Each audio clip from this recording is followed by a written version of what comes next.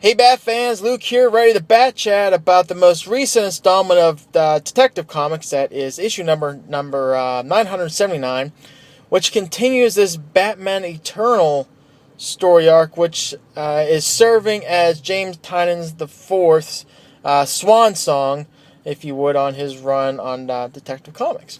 And to be perfectly blunt, Detective Comics for quite a little bit when I'm looking as a whole. And when I say this, I'm not saying that Detective has been bad. It's been far from bad. But I will say for a very considerable amount of time, Detective Comics, with the exception of a couple issues here and there, has been, I'm going to say, just a slightly above average book for me. And I really can't, and I know I kind of reflect on some of the reviews I've had in the past. A lot of it's not major flaws, it's just things where a lot of it, it's like you can kind of put the things where it kind of stands out, but especially when you kind of reflect on it as a whole, a lot of it, it's just things I really can't all that, put my finger on, where it's, again, it's not bad, but the more I reflect on it, it's just something just doesn't sit right when you kind of look as Detective as a whole. And again, but not the saying Detective has been bad. It's far from bad. It's still good, but maybe my term of slightly above average might be kind of harsh. But maybe, again, I don't know, maybe it doesn't. But one thing that it has been kind of hurting on, I kind of go to the ground zero problem, is that one standalone issue where we had with Stephanie Brown, and she was dealing with her kind of doing her little temper tantrum thing, and then we had the appearance of the Wrath. Ever since that issue, which I'm calling like the ground zero issue with Detective Comics, it hasn't. You started to seeing kind of like a decline in the overall performance of Detective, because before that, I thought Detective was just zinging. And ever since then, again, with the exception of a couple issues here and there, Detective, it has struggled to maintain the momentum of some of those here and there issues. Kind of go back to the one issue where we had with, it was like the fallout after Kate Kane moving on from the team, and then you had all the members of the Batman team, Batgirl, Damian, Nightwing, Red Hood, and I thought that was just a really awesome issue, really showcased what made those characters what they were. It was just such a great, pulse on the character traits, tropes, whatever you want to call it, by James Tynion on those individuals. And it just, issues like that, they couldn't be followed up with issues that really kind of kept up that momentum. And that said, and then going into this story arc, I know that the thing is like this gray cloud is kind of hovering over me right now when I'm reading Detective right now. It's that aspect of, we kind of know what the future is, or there's a major future or a potential future element that, again, that just kind of this, I don't want to say cheapens the storytelling, but I will say kind of sours it a little bit. Because either way you look at it, with a known or a possible future that, again, kind of gets referenced, no matter what you do to try to change it in the present day, that's the future. So what you're doing is ultimately going to shape the future. So I don't really want to retread kind of cover ground I already hit on before. But that said, I thought last issue was kind of like a little spark. I was like, okay, I kind of can see kind of have a break between that kind of worry I have with the story arc and the future aspect of things. And this issue kind of kept it going a little bit. There's one part in this book that's going to make you cringe like no tomorrow. Don't get me wrong. If you remember those bitter beer taste commercials, back in whenever they were, back in the day, whenever that day may be, you're gonna get if you haven't read this book yet, you're gonna get to a part, and it was like, seriously, just someone to hand me a big can of bitter beer and said, "Here you go," and I took a swig, and I was just like, oh, the cringe. There's a little cringy part in this book, but once you kind of look past that, just great. This was a really good story, and it kind of shows how there might be a difference between that huge gray cloud that's kind of hovering over Detective, for me anyway. And what I got here, I got the variant cover. This is by Raphael Albuquerque, which again, Albuquerque's art's just freaking awesome, and I love the color. The main cover here by Fernandez and Martinez. I'm sorry. It was okay. Really does, not gonna fib. It does fit the story well, but I'm definitely gonna give the nod to Raphael Albuquerque's variant on this issue. And sticking on art, we have artist named Briones, I believe I'm saying that name right. And I'm going to go look and give credit because Philip Briones, if I'm probably butchering that. The art in this was really, really good. And it kind of does feel like we had like the last issue with Martinez or Fernandez. I always freaking forget. The one that was doing the art on Nightwing. It has a very similar style to it, but it's just this page here. I loved it. You have to kind of tilt it to its side to kind of read it, and it's almost like it's stealing a page from Batman and Capullo and Snyder's run. If you remember issue number 5, where we had Batman going through the labyrinth, and the way they kind of structured the page is kind of made you kind of tilt it. So it was kind of, you had to like read the book, kind of had to like go through like a 360 kind of turn. And it was really meant to kind of accentuate the part that Batman loses his mind as he goes through the labyrinth in the Court of the Owls. I'm sorry. And in this story, it's kind of borrowing a page from that, in that he's really battling his mind, because right now it's the general talking to Tim, and the general's kind of like an AI that's inside his brain, so Tim's like losing it a little bit. And that one little 2-page splash, how they kind of worked it that way, I thought was really good. I thought the color in this, I'm gonna give colorist credit, I thought the color was on point too. Khalil's a mainstay on Tech. I think he was on Nightwing too. It was just, everything was just really good. I really enjoyed the art in this. The eyes might be look like a mannequin a little bit, especially with the general, but you look past that, it's just great. I like how the panels are kind of laid out, so it kind of gets you like a little bit of a break from the monotonous normal storyboard layout. Again, I can't really wait for this DC Nation number 0. I think it comes out next week too.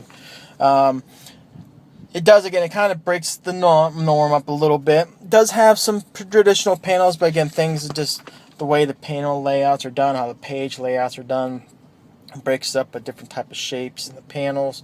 It really does help you keep focus, and then keeps you intrigued because you're not looking at the same thing over and over again. Again, the art was just great. The color was fantastic, and overall, just when it comes down to on the art side, Briones, or I'm sorry for butchering up that name. I am for sure probably doing. Got to give him credit. It's just great. The OMAC Batman just looks great. So you can't fault the art in this whatsoever, because the art is great. I'm coming up on the cringe part, which I'm reserving my thoughts on this because whatever. I was excited for Bendis kind of take on Superman, but more and more I see it, I'm kind of like, okay, I got it. Either way, different topic. So yeah, the art, I just kind of skim patched the cringe, because I'm going to address that here very shortly. The art, not a problem. Story-wise, what's happening here is that, again, it's Tim battling the general. It's kind of broken up into a couple parts. You got the Tim battling Tim battling general again. The general is kind of like this AI that's implanted through his in his mind through those nanobots. And basically, what's happening is Tim is trying to fight it, but he's transforming into that OMAC Batman. And again, he's fighting it and fighting it. And the more and more he fights it, you can kind of see the general kind of lose his patience a little bit, because he's trying to get Tim to go on his side, almost willingly in this part, but when it comes down to the end, as we kind of see in the one page right here, what the general has done, if you remember that future Batman thing, which I'm kind of, again, kind of that gray cloud that's kind of hanging over everything. What he's done is that he's actually mapped a part of that future Batman's brain, and with it, it kind of goes into all those horrible experiences that is really driving the future Batman to do what he's doing. You know, the scene, the death of Cassandra. You have, you know, the arrest, takedown of Luke Cage and Azrael, whatnot. So all of the negative feelings and memories that the future Batman has, again, the general has kind of copied it, and he's starting to implant it via the nanobot virus that the nanobots, whatever, that the general is implanted inside Tim, and you're starting to see Tim kind of transform into the OMAC Batman. But again, he's trying to do it willing, but we see as you kind of progress through the issue, Tim can no longer take control, and that the future Batman mind mapping, if we will, has taken over his brain. So now you got the future Batman mind being active through this OMAC Batman type of thing that Ulysses is initiated. And while that's going on, you got those OMAC Batman army members that are battling members of the Bat family. And when it comes down to it, at the very end, again, Batman realizes what's happening. He realizes, which I'm really excited for this story too. If you haven't been reading Flash since Rebirth, you're kind of missing out, because Flash has been really good. Well, he realizes again that, you know, this is not Tim. Something has really gotten into Tim, obviously, so it's not him doing what's going. So he's putting two and two together. Like, yeah, Tim's behind this, but Tim is not. Obviously, someone's driving Tim to do something he's not willingly doing. And then he does find the key, or a potential key, that will hopefully kind of shake Tim out of it. Because right now, Tim, what he's done, all these Batmen are now coming together, and they're, if you remember back to that Belfry 2.0 idea that Tim has had, well, now this OMAC Batman that has the mind mapping of future Batman Tim now merged into this body of current Tim. Now you're seeing the Belfry 2.0, which is basically the OMAC army behind the influence of the General, is now taking hold inside of Gotham. And Bruce's big play that he kind of realizes it can kind of... and this is where the cringe comes in, that evidently is going to be a potential key to getting Tim to snap out of it. He realizes when he goes back to the Batcave that, you know, he's talking to Cassandra. I know why, Cassandra, you're sneaking out every night. I know who you're going to. We need to go talk to this person to kind of help Tim snap out of it. And basically what he does is him and Cassandra go to Stephanie Brown's apartment. And she's just there drinking grape soda and whatever. And if you remember, the big story plot that James Tynion has built up over a couple issues is to make it perfectly clear that Stephanie Brown does not want anything to do with Batman initially, and then what she wants is Tim, obviously, to, you know, break himself from this this mission that's going on. So she's blaming Batman, and she was initially glad to kind of play it along, because she thought once Tim kind of came back, there was going to be an end to this Robin mission. But as you see, if you've been reading up, obviously, that clearly wasn't going to be the case. Tim declined to go to college, and which ultimately led to Stephanie Brown breaking up with him. And the thing that made me really cringe really hard about this, again, because knowing that she just broke up with Tim, and it was actually kind of a heartfelt kind of confrontation between the two, and she does not, like, she's really, again, throughout this run, post the first quote-unquote death of Tim, her and Batman did not get along at all. And when we see in this issue, Batman's realizing like, hey, Stephanie's gonna be the key to kind of get Tim to shake out of it. And just first off, she's sitting in her apartment. She's being real nonchalant, sitting back, drinking grape soda, just kicking it, looking out as. First off, I just don't buy it. This is just a really poor kind of characterization of Stephanie. This one kind of implies somewhat of a depression, if you would, but I don't buy it. That's not Stephanie, and her just sitting there, she's kind of talking smack to Batman, and she just, again, it's just, first off, just the way the scene was set up was just bad. And you're kind of reading through this. I'll even read it out to you.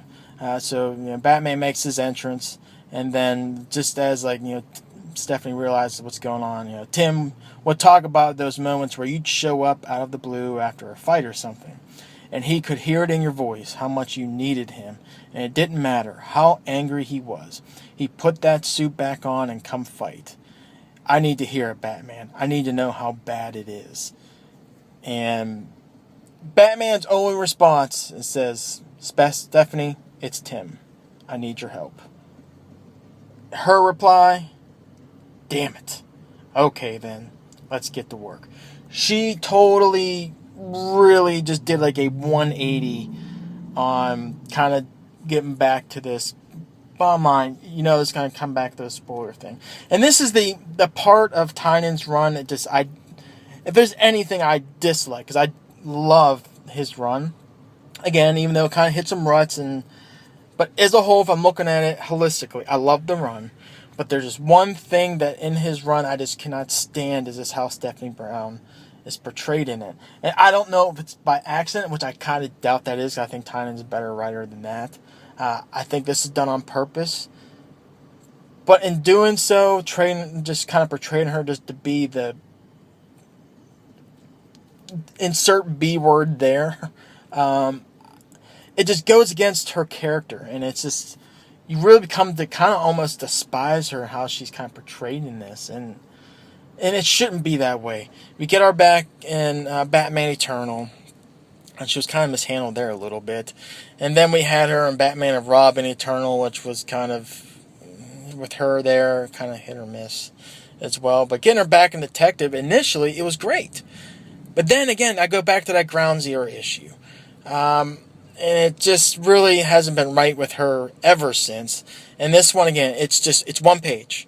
And it just almost accentuates everything wrong with how I feel the character is being portrayed and utilized. Because first off, again, it's a total 180 of a stance. Like, I want nothing to do with you. And Batman always got to say is, it's Tim. I need your help. And she goes, okay, let's get to work. No.